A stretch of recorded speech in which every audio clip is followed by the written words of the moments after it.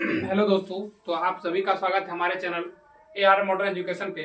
आज हम लोग पढ़ने वाले हैं हिंदी व्याकरण। तो आइए चलते हैं, हम लोग पढ़ते हैं हिंदी व्याकरण क्या होता है।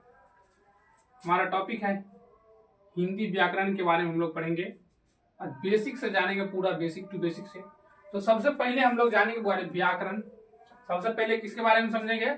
व्याकरण के बारे में समझेंगे कि व्याकरण हमारा क्या होता है। चलिए समझते हैं कि व्याकरण वह विधा है जिससे हम अब ठीक ठीक बोलना, पढ़ना तथा लिखना सीखते हैं। जिससे हम लोग ठीक ठीक कह सकते हैं या शुद्ध शुद्ध कह सकते हैं। तो जिससे हम शुद्ध शुद्ध बोलना या ठीक ठीक बोलना, लिखना और पढ़ना सीखते हैं, उसी को हम लोग क्या कहते हैं? बुआ व्याकरण कहते हैं। इसके बाद हम लोग पढ़ेंगे बुआ भाषा के बारे में।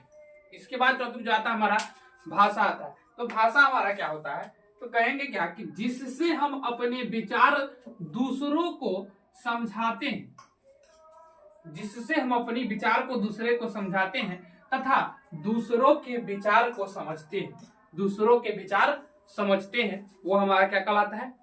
भाषा कहलाता है। तो अब देख लीजिए, भाषा का वह प्रकार होता है 3 ठो। भाषा के कितने प्रकार होते हैं? 3 प्रकार होते हैं। पहला हमारा होता है मौखिक भाषा, दूसरा हमारा होता है लिखित भाषा और तीसरा हमारा होता है सांकेतिक भाषा। ठीक है, पहला कौन होता है?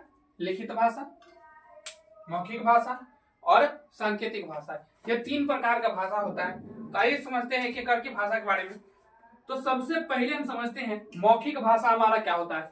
क्या समझते हैं सबसे पहले मौखिक भाषा के बारे में? तो हमसे ये स्पष्ट है कि मौखिक यानी कि मुख से बोलकर अगर हम अपनी बात को दूसरे को समझाएंगे तो वो हमारा कैसा भाषा हो जाएगा? मौखिक भाषा हो जाएगा। ठीक है, कि तो हम लोग कह सकते हैं कि जब हम अपने विचार दूसरों को मौखिक रूप से बोलकर यानी अपने मुख से बोल करके दूसरों के सामने प्रकट करते हैं, तब वही भाषा हमारा क्या कहलाता है? मौखिक भाषा कहलाता है। इसके बाद हमारा दूसरा आता है बुआ, देखिए मौखिक भाषा समझ गए।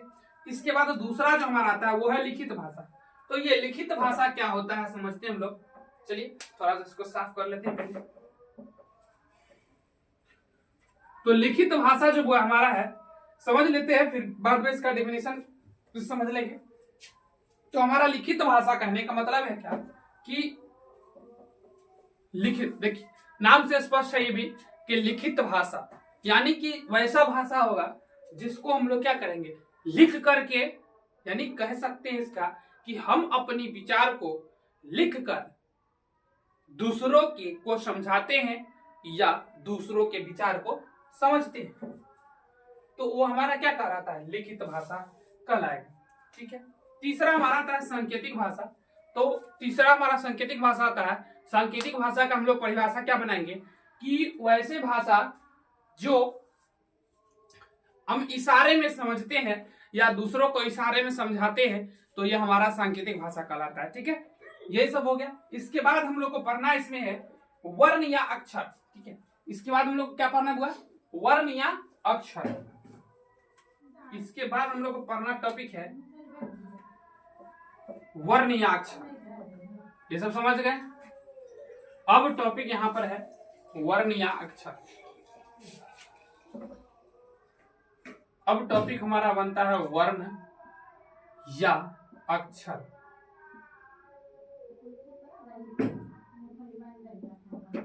अब क्या टॉपिक बनता है हमारा? चल के आता है वर्ण या अक्षर। तो वर्ण किसे कहते हैं कि वर्ण उस मूल ध्वनि को कहते हैं, वर्ण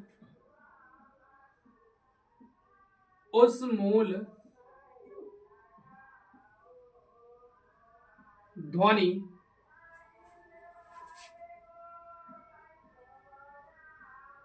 उस मूल ध्वनि को कहते हैं जिसका खंड या टुकड़ा, जिसका खंड या टुकड़ा नहीं किया जा सके, नहीं किया जा सके, नहीं किया जा सकता, कॉमा वर्ण का वर्ण या अक्षर अक्षर कहलाता है।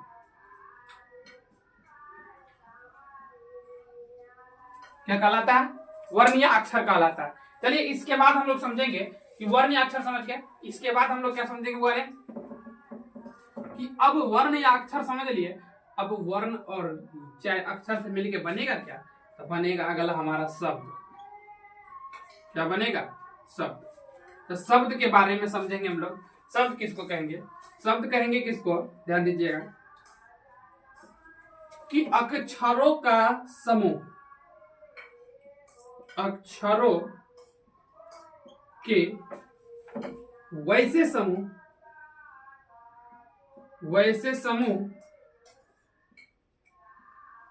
जिसका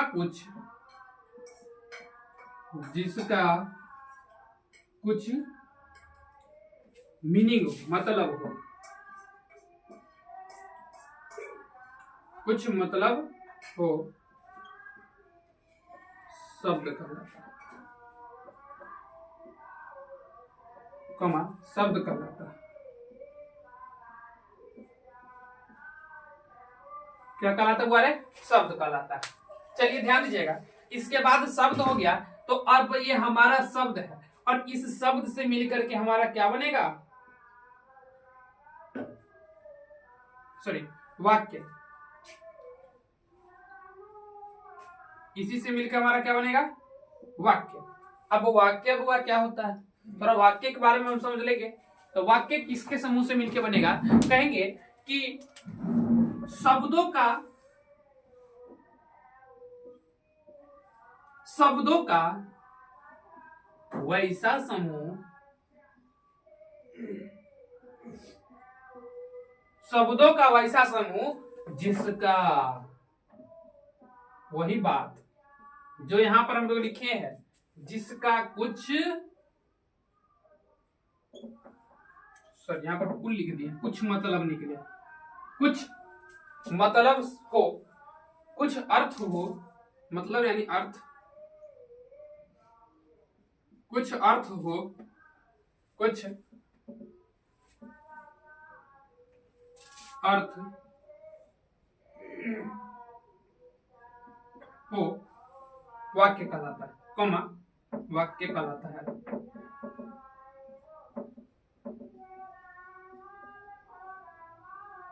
कहलाता है। चलिए ध्यान दीजिए, तो यहां तक समझ गए।